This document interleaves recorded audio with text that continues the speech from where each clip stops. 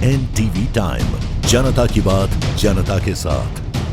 सेवानिवृत्त सैनिक के बेटे का अपहरण कर $50,000 की ठगी, अहमदाबाद क्राइम ब्रांच ने किया पर्दाफाश। अहमदाबाद में क्रिप्टो करेंसी में निवेश के नाम पर बढ़ती धोखाधड़ी की घटनाओं के बीच एक सनसनीखेज मामला सामने आया है। सेना के सेवानिवृत्त सूबेदार मेजर पंकज कुमार पांडे के 27 वर्षीय बेटे प्रिंस का 3 युवकों ने अपहरण कर लिया और उसके वॉलेट से 50,000 USDT निकालने की कोशिश की। घटना की जानकारी मिलते ही अहमदाबाद क्राइम ब्रांच तत्काल हरकत में आई और 5 से 6 घंटे की कड़ी मशक्कत के बाद प्रिंस को अपहरणकर्ताओं के चंगुल से छुड़ा दिया। प्रिंस, जो एक निवेश बैंकर है, को बुरी तरह पीटा गया और हथियार से धमकाया गया। घटना सोमवार रात 2 बजे की है, जब आरोपियों हर्ष ठक्कर 21 वर्ष, कृपाल सिंह बिहोल 25 और करण नायर 19 वर्ष ने प्रिंस को उसके दोस्त विकास के जरिए बापू नगर टोल प्लाजा पर बुलवाया। वहां से उन्होंने बिना नंबर की I-20 कार में उसका अपहरण कर साइंस सिटी के सुनसान इलाके में ले गए। आरोपियों ने प्रिंस के वॉलेट से USDT ट्रांसफर करने के लिए उसका पासवर्ड मांगा, जो उसने मोबाइल में सुरक्षित रखा था। पासवर्ड नहीं मिलने पर उसकी पिटाई की गई। क्राइम ब्रांच की team ACP Bharat Patel, PI Mahendra सालंके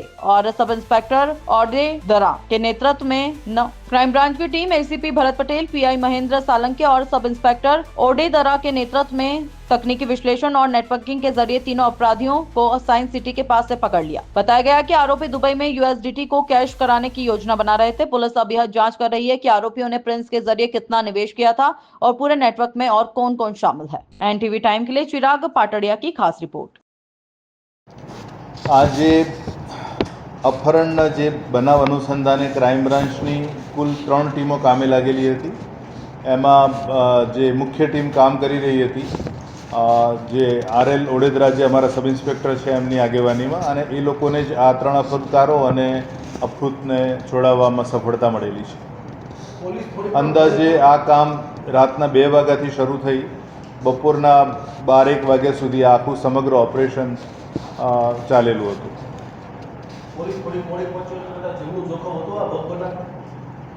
સામાન્ય રીતે અપહરણના કેસમાં અપહૃતની ઉંમર અને અપહરણકારોનો ગુનાહિત ઇતિહાસ અને ઘણી વખત એ લોકોનો ઉદ્દેશ્ય શું છે એ જાણવા ન મળે ત્યારે અપહૃતની જીવના જોખમને રહેલું છે। પણ આ કેસમાં જે પણ થોડી ઘણી માહિતી મળી એમાં એવો ખ્યાલ આવ્યો હતો કે આ કોઈ નાણાં વિષયક બાબત છે, એટલે જેટલી પણ સાવચેતી રાખવાની હોય એટલી રાખ્યામાં આ જે રાખી અને ક્રાઇમ બ્રાન્ચે ઓપરેશનને પાર પૂરું પાડ્યું।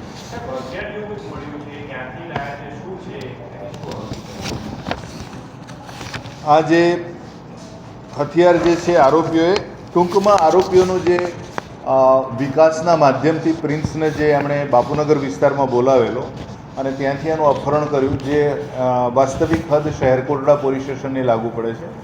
એટલે ત્યાં બોલાવ્યા પછી જે પણ આખી ઘટના થઈ છે એ આરોપીઓએ અગાઉ જે પ્રમાણેનો એમણે ગુનાને અંજામ આપ્યો છે એ પ્રમાણે પૂર્વ આયોજિત ચોક્કસ પ્રકારના ઉદ્દેશને પાર પાડવા માટે, એટલે કે આ એની પાસેથી અંદાજે ₹43 લાખ લેવા માટે આયોજન કરેલું હતું, અને એમણે શરૂઆતથી જ આ તમામ પ્રકારની તૈયારી સાથે રાખેલી હતી।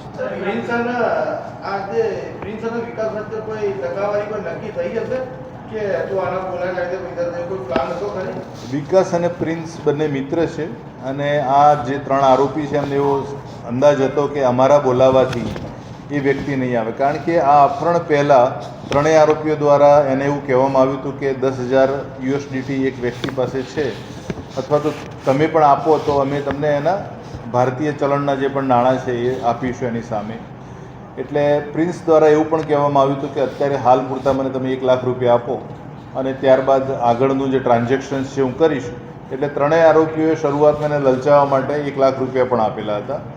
વિકાસ જે છે એને આરોપીઓ સાથે એ પ્રકારનો કોઈ સંબંધ નથી કે જેથી એ આરોપીઓ સાથે મળી અને વિકાસને બનાવ સડે લાવે।